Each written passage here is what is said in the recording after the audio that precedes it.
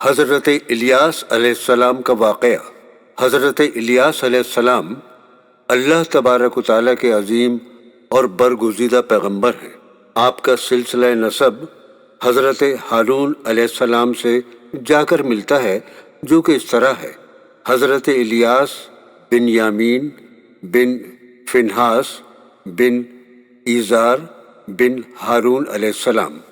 آپ کا ذکر قرآن پاک میں 2 مرتبہ آیا ہے، سورہ الصفات اور سورہ انعام میں۔ اللہ تبارک و تعالیٰ نے حضرت الیاس علیہ السلام کو بنی اسرائیل کی دعوت اور تبلیغ کا کام دیا۔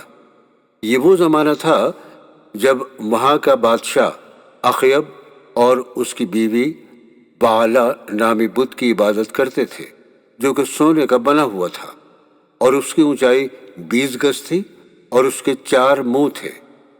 یہ قوم بال بت کی پوجا کیا کرتی تھی۔ حضرت الیاس علیہ السلام کو اس قوم کو سمجھانے کے لیے بہت ہی مشقت کرنی پڑی۔ اللہ تبارک و تعالیٰ سورہ الصفات میں فرماتا ہے: اور الیاس بھی پیغمبروں میں سے ہیں۔ جب انہوں نے اپنی قوم سے کہا کہ تم ڈرتے کیوں نہیں؟ کیا تم بال بت کو پکارتے اور اس کو پوجتے ہو اور سب سے بہتر پیدا کرنے والے کو چھوڑ دیتے ہو، یعنی اللہ کو، جو تمہارا اور تمہارے اگلے باپ دادا کا پروردگار ہے؟ تو ان لوگوں نے ان کو جھٹلا دیا، سو وہ دوزخ میں حاضر کیے جائیں گے۔ ہاں، اللہ کے بندگان خاص مبتلا عذاب نہیں ہوں گے، اور ان کا ذکر خیر پچھلوں میں باقی چھوڑ دیا کہ الیاس پر سلام، ہم نے ایک بندوں کو ایسا ہی بدلہ دیتے ہیں۔ اس زمانے میں بنی اسرائیل 2 حصوں میں تقسیم ہو گئے تھے۔ ایک حصہ یہودا کہلاتا تھا، جس کا مرکز بیت المقدس تھا، جبکہ دوسرا حصہ اسرائیل کہلاتا تھا، جس کا مرکز سامرا تھا، اور یہ دونوں ہی قبیلے بیال بت کو پوجا کرتے تھے۔ اس بت کے نام پر ایک بہت بڑی عبادت گاہ بنائی گئی تھی، جس میں قربانیاں دی جاتی تھیں۔ جب بنی اسرائیل گمراہی اور بت پرستی میں حد سے زیادہ گزر گئے اور اللہ کو بھلا بیٹھے، تب اللہ تبارک و تعالیٰ کا حکم ہوا کہ بنی اسرائیلیوں کو بت پرستی سے روکیں اور توحید کی دعوت دیں، تاکہ کفر اور شرک اور بت پرستی میں غرق قوم کو راہ راست پر لایا جا سکے، اور یہ قوم ایک اللہ اور اس کے رسول پر ایمان لے آئے۔ اس قوم کا سب سے بڑا معبود بیال بت تھا۔ اس کی خدمت میں 400 افراد لگے تھے۔ اس بت کی سینکڑوں سال سے عبادت کی جا رہی تھی۔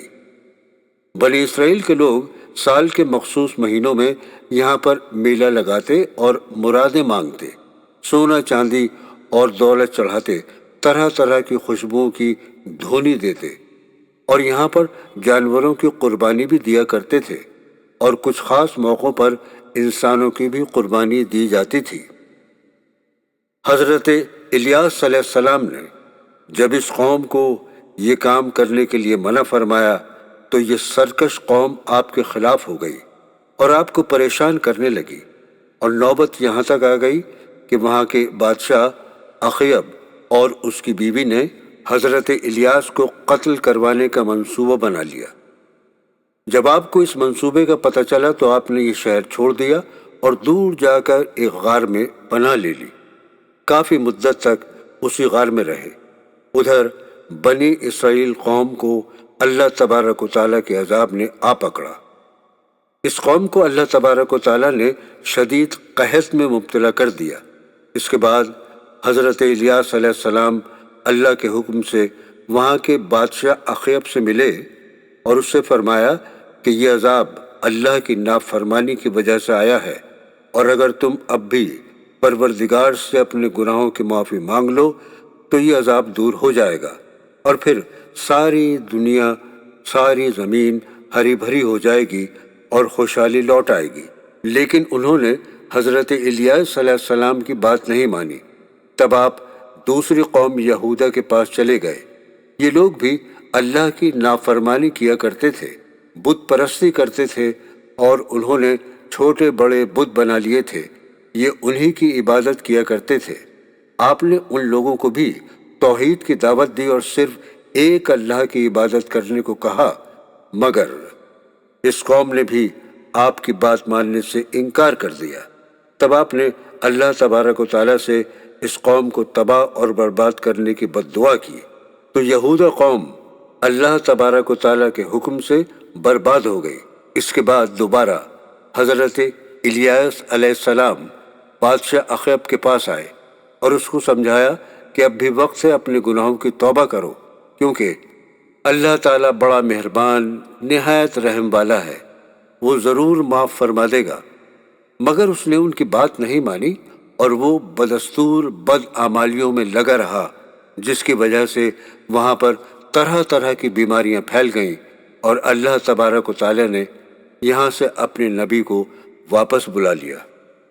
اللہ تبارک و تعالیٰ سورہ انعام میں فرماتا ہے، اور ہم نے ابراہیم کو اسحاق اور یعقوب بخشے اور سب کو ہدایت دی، اور پہلے نوح کو بھی ہدایت دی تھی، اور ان کی اولاد میں سے داؤد اور سلیمان اور ایوب اور یوسف اور موسیٰ اور ہارون کو بھی ہدایت دی تھی، اور زکریا اور یحییٰ اور الیاس کو بھی ہدایت دی۔ یہ سب نیکوکار تھے، اور ہم نیک لوگوں کو ایسا ہی بدلہ دیا کرتے ہیں۔ آگے اللہ فرماتا ہے، اور ہم نے اسماعیل اور الیاس اور یونس اور لوط کو بھی ہدایت دی تھی، اور ان سب کو جہاں کے لوگوں پر فضیلت بخشی تھی، اور بعض کو ان کے باپ دادا اور اولاد اور بھائیوں کو بھی، اور ان کو برگزیدہ بھی کیا تھا اور سیدھا راستہ بھی دکھایا تھا۔ اللہ تبارک و تعالیٰ نے انبیاء اکرام کی زندگی اور حالات اور واقعات کا اور قوموں پر ہونے والے عذاب کا قرآن پاک میں تفصیل سے ذکر کیا ہے۔ اللہ تبارک و تعالیٰ سے دعا ہے کہ وہ ہمیں اپنے نبیوں کی زندگیوں سے نصیحت حاصل کرنے کی توفیق عطا فرمائے، اور ہم سب کے علم میں اضافہ فرمائے، اور ہمیں اسی طرح دینی علم سیکھنے، سمجھنے اور پھیلانے کی ہمت عطا فرمائے۔ آمین۔